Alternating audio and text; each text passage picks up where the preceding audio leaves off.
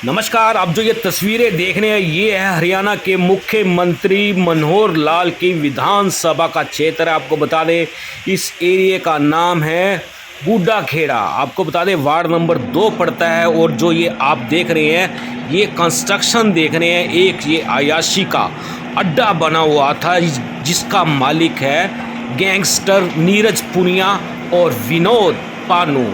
आपको बता दें आज इसको डीटीपी नगर निगम ने तहस नहस कर दिया है, तोड़ दिया है। इल्लीगल कंस्ट्रक्शन की हुई थी जिसको आज बड़ी कार्रवाई करते हुए गिरा दिया गया है। आपको बता दें आसपास के लोगों ने इस अवैध निर्माण के एक अवैध अयाशी के अड्डे के जो ये होटल बना हुआ था, यहाँ पर शराब पीने का अड्डा बना हुआ था, इसको नशा करने का अड्डा बना हुआ था और यहाँ पर कई गुंडे भी आकर रुका करते थे।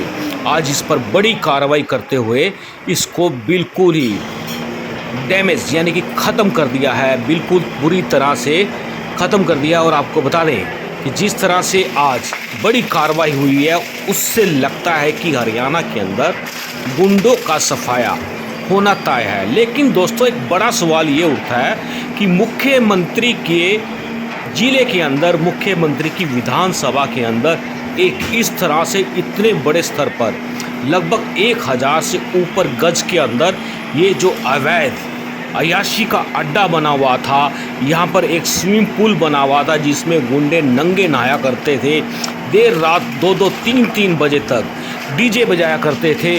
लोग, आसपास के जो लोग थे वो बेहद परेशान थे। कई बार प्रशासन को शिकायत की जाती थी लेकिन किसी भी तरह की कोई भी कार्रवाई नहीं हो पाती थी।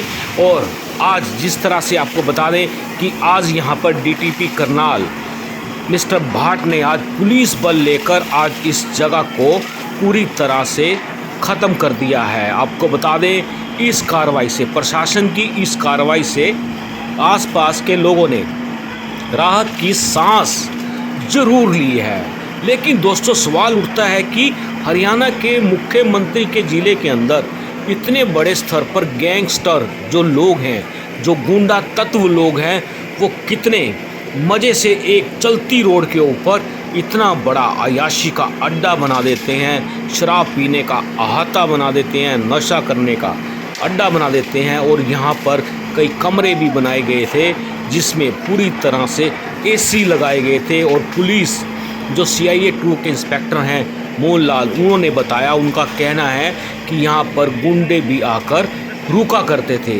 लेकिन आपको बता दें अब प्रशासन का दावा है किसी भी तरह की गुंडागर्दी को बर्दाश्त नहीं किया जाएगा। दोस्तों आज इस मौके पर हमने डीटीपी मिस्टर भाट से ख़ास तौर पर बात की है, उनसे जानने की कोशिश की है कि आखिरकार जो ये आज यहाँ पर कार्रवाई की गई है क्या वो लगातार इस तरह से चलती रहेगी, अवैध कॉलोनियों को तहस नहस किया जाएगा, उनको पनपने नहीं दिया जाएगा, अवैध निर्माण को रोकने के लिए क्या तैयारी है। तो काफ़ी सवालों के जवाब भी डीटीपी ने हमें दिए हैं। ख़ास बातचीत के अंदर उनका कहना है कि जिस तरह के तेवर उनके शुरू करनाल में आने पर दिखाई दिए थे उसी ही तेवर में काम किया जाएगा। उन्होंने इस मौके पर एक बात ख़ास तौर पर कही है, उन्होंने कहा है कि यदि उनके संबंध में किसी भी तरह की कोई भी अफवाह फैलती है, कुछ भी लेन देन की कोई बात करता है तो वो व्यक्ति तुरंत डीटीपी से मिल सकता है। उनका साफ तौर पर कहना है किसी भी तरह का ना तो भ्रष्टाचार होने दिया जाएगा और ना ही किया जाएगा। उन्होंने बताया कि आज की इस कार्रवाई से काफ़ी लोगों को राहत भरी सांस मिली है। आपको बता दें 2-2 JCB की मशीनें यहाँ पहुँची हुई हैं, भारी पुलिस बल यहाँ पहुँचा हुआ है। और जिस समय ये कार्रवाई चल रही थी उस समय बरसात भी हो रही थी। आप देख सकते हैं जब ये कार्रवाई चल रही थी लोगों की भीड़ यहाँ पर जमा हो चुकी थी। लोग यहाँ पर देख रहे थे आखिरकार जो ये गुंडागर्दी का नंगा नाच यहाँ पर खेला जा रहा था, लोगों को डराया धमकाया जा रहा था, मन मर्जी से रात को 3-3, 4-4 बजे तक डीजे बजाया जा रहा था, अयाशी की जा रही थी, यहाँ पर नंगा नाच किया जा रहा था। अब इसको यहाँ से ख़त्म कर दिया गया है। किसी भी तरह का कोई भी गुंडागर्दी करनाल में बिल्कुल भी बर्दाश्त नहीं की जाएगी। आपको बता दें कि आखिरकार ये प्रशासन जाग ही गया। सबसे बड़ा सवाल जो उठता है कि आखिरकार ये गुंडे यहाँ पर कैसे पहुँचे, किसके संरक्षण में इन्होंने इतना बड़ा ये जो यहाँ पर होटल टाइप जगह बना ली थी और यहाँ पर कमरे बना दिए, एसी लगा दिए, डीजे लगा दिए, स्विमिंग पूल तक बना दिया। तो ये किसकी इजाज़त से बना, कौन लोग थे यहाँ पर, इस पूरी की पूरी निगरानी रखने वाले कौन लोग थे, ये सब के सब गायब हैं, चुप हैं। और हम चाहेंगे कि इन लोगों के खिलाफ भी कार्रवाई होनी चाहिए। अब दोस्तों बात करें, ये वार्ड नंबर 2 का एरिया है और वार्ड नंबर 2 के जो पार्षद हैं बलविंदर सिंह बराड़, आपको बता दें बलविंदर सिंह बराड़ ने हरियाणा सरकार के मुख्यमंत्री के खिलाफ मोर्चा खोला हुआ है, आम आदमी पार्टी ज्वाइन कर चुके हैं। लेकिन उनके वार्ड में जिस तरह से ये धंधा चल रहा था, बलविंदर बराड़ ने क्यों नहीं शिकायत की। के साथ जुड़े हैं करनाल के डीटीपी भाट साहब और उनसे जानेंगे किस तरह से आज यहाँ पर अवैध बिल्डिंग को गिराया गया है, किसकी बिल्डिंग है, आखिरकार पूरा मामला क्या है। भाट साहब देखिए, ऐसे है कि ये सीआईए के पास भी काफ़ी कंप्लेंट्स थी कि नीरज पुनिया कोई गैंगस्टर है, उसके रिलेटेड में भी काफ़ी कंप्लेंट्स आ रखी थी कि फार्म हाउस इलीगल तरह से चल रहा है और उस पर भी इलीगल एक्टिविटीज़ हो रही हैं। मेरे पास भी पर्सनली काफ़ी लोगों की कंप्लेंट्स आई हैं और जो अवैध है, देखिए अवैध तो अवैध है। एक तरफ तो सरकार ने पॉलिसी बनाई है कि जितनी भी इलीगल कॉलोनीज़ हैं, अगर उसमें कोई गरीब बंदा है वो हम रेगुलाइज करने के लिए, निगम के क्षेत्र के अंदर है, निगम के बाहर है, सब रेगुलाइज करने के लिए बहुत बढ़िया पॉलिसी आ रखी है और मैंने कैंप्स भी लगाए हैं, लोगों को जागरूक भी किया। लेकिन अगर कमर्शियल एक्टिविटी इस तरह की फार्म हाउसेस बना के बेचेंगे तो वो चीज़ें जो भी कंप्लेंट आएगी उसके ऊपर एक्शन होगा। इसकी आई है, इसके साथ अगर किसी और की भी आ गई उसके ऊपर भी एक्शन होगा। सर, इसकी बिल्डिंग इलीगल थी या क्रिमिनल रिकॉर्ड होने की वजह से गिराई? नहीं, देखिए ऐसे है, टाउन एंड कंट्री प्लानिंग या निगम as DTP municipal corporation Karnal आज मैंने काम किया है, इसमें हमारे इलीगल कंस्ट्रक्शन के हमने नोटिस दिए, 7 दिन का टाइम दिया, डेमोलिशन ऑर्डर पास किया, उसके बाद इसके ऊपर कार्रवाई हुई है और ये इलीगल जो है कंस्ट्रक्शन के ऊपर ही कार्रवाई हुई है। अगर इसके साथ कोई और भी, अगर जनता चाहेगी कि ये कमर्शियल एक्टिविटी गंद फैला रही है करनाल में और इसका बंद होना जरूरी है, तो हम जनता के साथ हैं। अगर उसको बंद करना पड़े, सील करना पड़े, तोड़ना पड़े, तोड़ेंगे। सर, आपके पास नगर निगम का भी चार्ज है और नगर निगम के एरिया के अंदर काफ़ी इलीगल कंस्ट्रक्शन चल रही है, इलीगल कॉलोनियाँ काटी जा रही हैं, क्या आपका क्या प्लान है? देखिए, ऐसे है कि नगर निगम में हो चाहे बाहर हो, जो भी इलीगल कॉलोनीज अगर फ्रेश कट रही हैं तो मेरे नोटिस में अगर कोई भी डालेगा या मेरा स्टाफ डालेगा, मैं इमीडिएटली उस पर नई कॉलोनी हम नहीं काटने देंगे। जो पुरानी बन रखी हैं उसमें लोग रह रहे हैं, उसके लिए प्रावधान आ चुका है। मेरे पास 6-7 एप्लीकेशंस आ रखी हैं। म्यूनिसिपल कॉर्पोरेशन करनाल की तरफ से भी 17 कॉलोनीज के डिटेल मैंने प्रिपेयर कर रहे हैं, 35 और कॉलोनीज हैं उसकी भी डिटेल प्रिपेयर कर रहे हैं।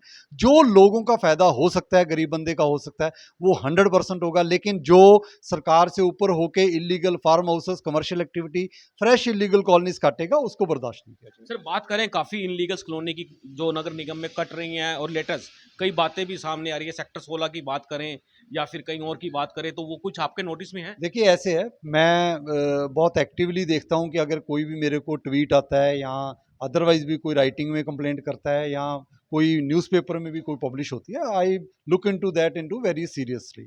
मेरे पास अभी कुछ किसी ने ट्वीट भी किया था कि जी 16 सेक्टर में कोई कॉलोनी कट रही है। इमीडिएटली मैं पर्सनली विजिट करके आया, उसके नोटिस भी जारी कर दिए गए हैं। आज उसका पहला नोटिस भी जारी हो चुका है, दूसरा भी होएगा। अगर फर्दर कंस्ट्रक्शन होगी, टूटेगी जी, फ्रेश कॉलोनी बिल्कुल भी नहीं काटी जाएगी। सर, नीला ग्राउंड की बात करें, वहाँ पर भी कब्जे होते जा रहे हैं। देखिए, मैं अभी आपको यही कह रहा हूँ कि अभी आप 15-20 दिन दीजिए मुझे, और जैसे ये सारे इश्यूज हैं, लेट मी वर्कआउट। जो सरकारी ज़मीन है, जिसके ऊपर निगम की ज़मीन है, उसके ऊपर कब्जे तो मेरी उम्मीद है कि एज डीटीपी अगर मैंने एनफोर्समेंट का काम करना है तो उसके ऊपर सख्ती से कार्रवाई करेंगे। सर, लोगों से क्या कहना चाहेंगे? इलीगल कॉलोनी में घुस जाते हैं, प्लाट ले लेते हैं, झांसे में आ जाते हैं, खाली फुल पेमेंट एग्रीमेंट होता है, रजिस्ट्री नहीं होती है, नक्शे पास नहीं होते हैं और निगम ने भी नक्शे रोके हुए हैं, लोगों के फीसें जमा हैं, उनकी बिल्डिंग्स के, उनके घर के नक्शे पास नहीं किए हैं। इस पर क्या कहना चाहेंगे? देखिए, मैं आपके माध्यम से ये कहना चाहूँगा सारे करनाल निवासियों को कि देखिए, टाउन एंड कंट्री प्लानिंग या निगम का डीटीपी सिर्फ तोड़-फोड़ के लिए नहीं है, उसका प्लानिंग का एस्पेक्ट भी एक एस्पेक्ट है। हमने तोड़-फोड़ की, बिल्कुल की, लॉ के अकॉर्डिंग की, लेकिन उसमें अगर आज पॉलिसी है तो मैं आपके माध्यम से यही कहूँगा कि डेवलपर है या आरडब्ल्यू है या जनता है, वो उसमें अप्लाई करें, रेगुलाइज करने के लिए जो भी रिक्वेस्ट है हम सरकार के लेवल पर या डिविजनल कमिश्नर के लेवल पर, जो सर के लेवल पर होगा, वो हम उसको नियमित करने की जो भी पॉलिसी है उसके अकॉर्डिंग देखेंगे। और फ्रेश कॉलोनी मत काटें, क्योंकि गरीब बंदे को अगर आप फंसाने की कोशिश करेंगे तो हम आपको एफआईआर के लेवल तक इन रखेंगे। और मैं आपके माध्यम से ये भी कहना चाहूँगा कि बहुत सारी पॉलिसीज़ हम लोगों के हक में जल्द ही फ्रेम करने के लिए, क्योंकि डीटीपी जो है ग्राउंड सिचुएशन हायर अथॉरिटीज़ को प्राइज कराता है। मेरे अगर नोटिस में ये आया है कि कोई सपोज करो रेगुलाइज कॉलोनी है, उसमें कोई एनओसी के लिए धक्के खाने पड़ रहे हैं, तो मेरा फ़र्ज़ है कि मैं सरकार को अवगत कराऊं, हायर अथॉरिटीज़ को अवगत कराऊं कि इसमें हमें कोई ऐसी पॉलिसी बनानी चाहिए, लोगों को धक्के ना खाने पड़े। अगर कोई इलीगल कॉलोनी में रेगुलाइजेशन का इशू है वो भी हम देखेंगे। अगर कोई फ्रेश कॉलोनी काट रहा है बिल्कुल सख्ती से कार्रवाई करेंगे। कोई एनओसीज एनडीसीज में भी लोगों के काफ़ी इश्यूज हैं, हम स्ट्रीमलाइन करेंगे ताकि लोगों को ऑनलाइन सिस्टम से, नए पोर्टल से जो बना सकते हैं, जो लोगों की जनता का फेवर हो सकता है वो हम करेंगे। सर, सिनेमा घर काटे जा रहे हैं। एक इंद्र पैलेस है रेलवे रोड के ऊपर स्टेशन के पास, वहाँ कॉलोनी कट गई है, जबकि एज पर रूल नहीं कर सकती। मैं देख लेता हूँ जी इसको, आपके अभी आपने नोटिस में डाला, लेट मी वर्कआउट, मेरे स्टाफ से मैं डिस्कस करता हूँ। और अगर वो इलीगल कॉलोनी फ्रेश कट रही है और लोगों को फंसाने की कोशिश की जाएगी, बिल्कुल देखता हूँ मैं, उसके ऊपर एज पर एक्ट कार्रवाई करेंगे। सर, कुछ आपने गिराए थे घर, दुकानें गिराई थी, लेकिन दोबारा बन गई है। देखिए, अब मैं आपको कह रहा हूँ कि जैसे पॉलिसी आ गई 1/7/2022 से पहले अगर किसी ने प्लॉट निगम के क्षेत्र के बाहर भी बेच रखे हैं तो वो अपनी प्रावधान के अकॉर्डिंग अप्लाई कर दे। मैंने तब भी कहा था कि कार्रवाई अब मैं इसलिए वो कह रहा हूँ कि अगर सड़क बनी है, रुक जाओ, आगे फर्दर कंस्ट्रक्शन ना करें, और नई पॉलिसी में जो बेनिफिट ले सकते हो आप सरकार का बिल्कुल लें। टाउन एंड कंट्री प्लानिंग की पॉलिसी भी है, निगम की पॉलिसी भी है, और मैं उम्मीद करता हूं कि हम करनाल के निवासियों के लिए एक अच्छा शहर बनाने की कोशिश करेंगे। उसके लिए मुझे लोगों का साथ भी चाहिए कि अगर इलीगल कंस्ट्रक्शन हो रही है और लोग ही मेरे अगेंस्ट हो जाएंगे कि जी इलीगल ना तोड़ो, तो करनाल को अगर हमने स्मार्ट सिटी बनाना है तो लोगों का साथ हमें साथ चाहिए। सर, जिस तरह से आपने ज्वाइन किया था और आते ही एकदम से पीला पंजा चलना स्टार्ट हो गया था, आपके तेवर भी बड़े तीखे लग रहे थे, अब ठंडे पड़ते दिख रहे हैं। नहीं, देखिए, आज मैं कार्रवाई कर रहा हूँ, मेरे तेवर ऐसे ही रहेंगे। जहाँ इलीगल कंस्ट्रक्शन, फ्रेश कंस्ट्रक्शन जो सरकार की नीति के बाहर जाके बन रहे हैं उसके ऊपर मेरे तेवर ऐसे ही रहेंगे। एज डीटीपी एनफोर्समेंट निगम का हूँ, जहाँ हुए हो, I will take to the strict action. और आपके माध्यम से मैं ये भी कहूँगा कि अगर कोई भी बंदा किसी को गुमराह करता है डीटीपी के बारे में, मेरे पास बिल्कुल आ जाएं जी कि जी आपके नाम पर गुमराह कर रहा है, मैं उसके अगेंस्ट भी उतनी सख्ती से कार्रवाई करूंगा जितनी सख्ती से मैं एनफोर्समेंट के रिलेटेड इलीगल कंस्ट्रक्शन पर करता हूँ। थैंक यू, आपने हमसे बात की। धन्यवाद। बिल्कुल दोस्तों, आपको बता दें ये थे डीटीपी करनाल MS भाट। आपको बता दें सीधा सीधा रवैया क्लियर कर दिया है, किसी भी कीमत पर अवैध कंस्ट्रक्शन नहीं होने दी जाएगी, अवैध कॉलोनी नहीं काटने दी जाएगी, दावे बहुत सारे कर दिए हैं। अब देखना यह है कि आखिरकार डीटीपी के दावे कितने सच साबित होते हैं। दोस्तों, हमारे साथ CIA 2 के इंस्पेक्टर मोहनलाल जी मौजूद हैं और यहाँ पर जो कार्रवाई चल रही है पीला पंजा की, जानते हैं पूरा मामला क्या है। मोहन जी, क्या बताना चाहेंगे? ये डीटीपी साहब ने जो इलीगल कंस्ट्रक्शन है उनको नोटिस दिए हुए थे रिमूव करने के लिए, तो नोटिस के बाद भी ये जब इन्होंने नहीं रिमूव की तो आज डीटीपी साहब अपनी टीम के साथ यहाँ ये तोड़ने के लिए आए थे, और साथ में पुलिस हेल्प के लिए, ताकि कोई घटना ना घटे, इसलिए हम लोग भी साथ आए हैं। और यहाँ ये पता लगा है कि जो ये नीरज पुनिया वगैरह की कोई प्रॉपर्टी थी, ये काफ़ी लड़के यहाँ रहते हैं, जो पड़ोसियों ने बताया कि सारी रात इनको मतलब सोने नहीं देते थे, 3-3 बजे तक डीजे बजाते थे, स्विमिंग पूल में नंगे नहाते थे, और इस तरीके से सारी जितनी भी लोकेलिटी है, जो लोग हैं वो इनसे परेशान थे काफ़ी टाइम से। गुंडागर्दी का नंगा नाच चल रहा था बिल्कुल, यहाँ पे ये गुंडागर्दी करते थे। तो नीरज पुनिया के खिलाफ काफ़ी मुकदमे दर्ज हैं। नीरज पुनिया और विनोद पानू वगैरह एक ही गैंग है और इनके खिलाफ काफ़ी मुकदमे दर्ज हैं। और ये जो लोग यहाँ इकट्ठे होते थे, रहते थे, और कहीं से आके भी यहाँ कई दिन रुकते थे, ये सारे इसी तरह के लोग थे। गुंडा प्रवृत्ति बना हुआ था पूरा ये वाला। बिल्कुल, ये अड्डा बना हुआ था इन्होंने, और कितना बहुत बढ़िया स्विमिंग पूल, रहने के लिए रूम, AC, मतलब हर लिहाज से ये उनको शरण देने के लिए बढ़िया जगह बनाई हुई थी। कुल मिलाकर बात करें तो ये अय्याशी का अड्डा बना हुआ था, गुंडागर्दी का और अय्याशी का अड्डा बना हुआ था, जिससे सारे पड़ोसी परेशान थे। तो किस तरह से आगे की कार्रवाई कैसे रहेगी? आगे भी इस तरह के और भी टारगेट भी हैं? हाँ, और भी इस तरीके की जो कंप्लेंट्स मिलेंगी डीटीपी साहब से मिलके, या कोई और इस तरीके से लीगल कंस्ट्रक्शन करके और गुंडागर्दी कर रहा है या माहौल ख़राब करने की कोशिश कर रहा है, उन सब के खिलाफ कार्रवाई की जाएगी। धन्यवाद। बिल्कुल दोस्तों, आपको बता दें ये थे CIA 2 के इंस्पेक्टर मोहनलाल जी। और आपको बता दें जिस तरह से यहाँ पर नीरज पुनिया के साथ और भी कई लोग और बताए जा रहे हैं, यहाँ पर पूरी तरह से अयाशी का एक अड्डा चल रहा था, जिसको आज यहाँ पर DDP नगर निगम की ओर से ये कार्रवाई कर दी गई है। पूरी सी पूरी बिल्डिंग को यहाँ पर ख़त्म कर दिया गया है, क्योंकि बताया जा रहा है कि आसपास के लोग भी बड़े परेशान थे। रात को 3-3 बजे तक DJ बजाया जा रहा था और स्विमिंग पूल आप देख सकते हैं, ये स्विमिंग पूल बना रखा था जिसमें नंगे नहाया करते थे, ऐसी बयान सामने आया है। दोस्तों, हम चाहेंगे कि आप इस खबर को ज़्यादा से ज़्यादा शेयर कर दें। आप देख रहे हैं अब तक टाइम्स, मैं हूँ विकास बीज अपने साथी के साथ। नमस्कार, जय हिंद, जय Bharat. This is important for you and your loved ones. Choose a policy today from Star Health Insurance. This is important for you and your loved ones. Choose a policy today from Star Health Insurance.